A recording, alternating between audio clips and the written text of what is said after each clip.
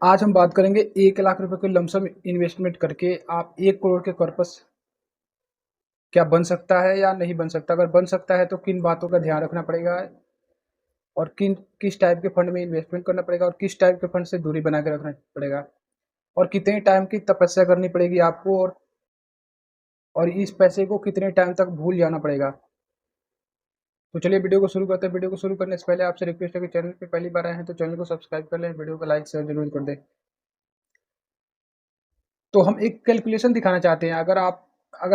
अगर मेरा ओपिनियन पूछोगे तो अगर अगर आप मेरा ओपिनियन पूछोगे तो मैं बोलूँगा कि डेफिनेटली बन जाएगा। अगर आप 1 लाख रुपए का लमसम करके अगर 1 करोड़ का कॉर्पस बनाना चाहते हैं तो बन जाएगा, लेकिन कुछ कंडीशंस हैं जो कि वीडियो के आगे जानेंगे।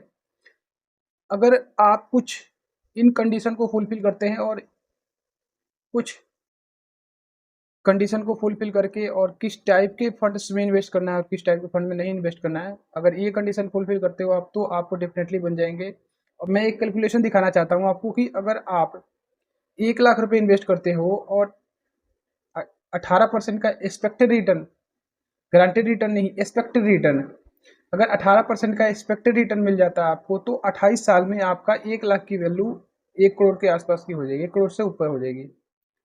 लेकिन ये जो 28 साल का होल्डिंग है, ये आपके लिए बहुत भारी तपस्या है, क्योंकि इसमें आपको मार्केट में काफ़ी उतार चढ़ाव देखने को मिलेंगे। अगर आप उस उतार चढ़ाव को झेल लेते हैं, उस उतार चढ़ाव से अपने मन को डाइवर्ट नहीं करते हैं, बस अपने मन में यही एक पर्पस रखना आपके कि 1 करोड़ बनाना है, आप रिटायरमेंट के लिए भूल जाते हैं या आपकी 20 साल 25 साल 30 साल की एज है, तो ये 28 साल तक अगर आप इस 1 लाख रुपए को भूल जाते हैं कि हमारे पास 1 लाख रुपए इन्वेस्ट किया, वो 28 साल तक बुक है, उस पैसे की कोई ज़रूरत नहीं है आपको 28 साल से पहले, तो डेफिनेटली बन जाएंगे 1 लाख से 1 करोड़ रुपए। लेकिन इसमें आपको किन बातों का ध्यान रखना पड़ेगा। सबसे पहला तो आपको ये कैलकुलेशन दिखाने और आपको बताने में मुझे ज़्यादा से ज़्यादा 1 मिनट भी नहीं लगा, 30 से 40 सेकंड से पहले बता दिया। लेकिन ये जो सपना है, ये सपने को पूरा करने के लिए आपको एक बहुत 28 साल तक तपस्या करना पड़ेगा। एक तरह से समझ सकते हो आपकी पूरी आधी लाइफ निकल सकती है।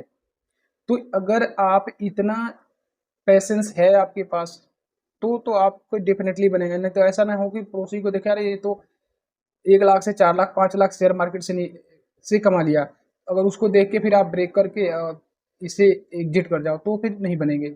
लेकिन वो पड़ोसी आपको ये नहीं बताएगा कि उसने इससे पहले कितने 8 लाख 10 लाख कमाए हैं, तब जाके वो कितने कमा रहा है। अगर आपको शेयर मार्केट के बारे में अच्छा नॉलेज है, टेक्निकल एनालिसिस फंडामेंटल एनालिसिस आप अच्छे से करते हो, तो फिर आप गुड है, डेफिनेटली मार्केट से इससे ज़्यादा रिटर्न बना सकते हो।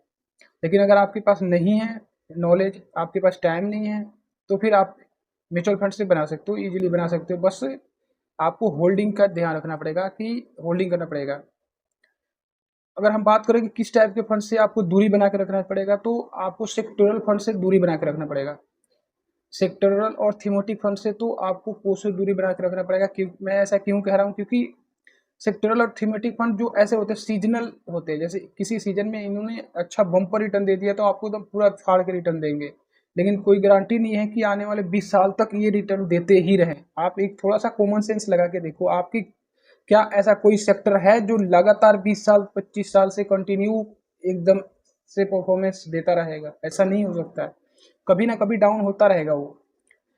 और ये जो अभी जो ट्रेंड चल रहा है, सेक्टरल फंड में ट्रेंड चल रहा है अभी, इनका जो ट्रेंड इसलिए चल रहा है क्योंकि ये थोड़ा सा अभी अच्छा रिटर्न निकाल के दे रहे हैं। जब ये गिरावट आएगा तो इतने ही गिरावट निकलेगा, जैसे 200% का रिटर्न दे रहा था एक साल में, आपके पैसे में 200% की गिरावट भी होगा।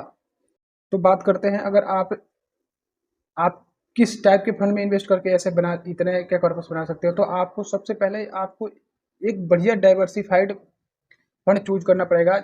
मिड कैप और स्मॉल कैप, इतने का रिटर्न डिलीवर करने के लिए आपको 18% का और 18% से ऊपर का रिटर्न डिलीवर करने के लिए ताकत मिड कैप और स्मॉल कैप में ही है।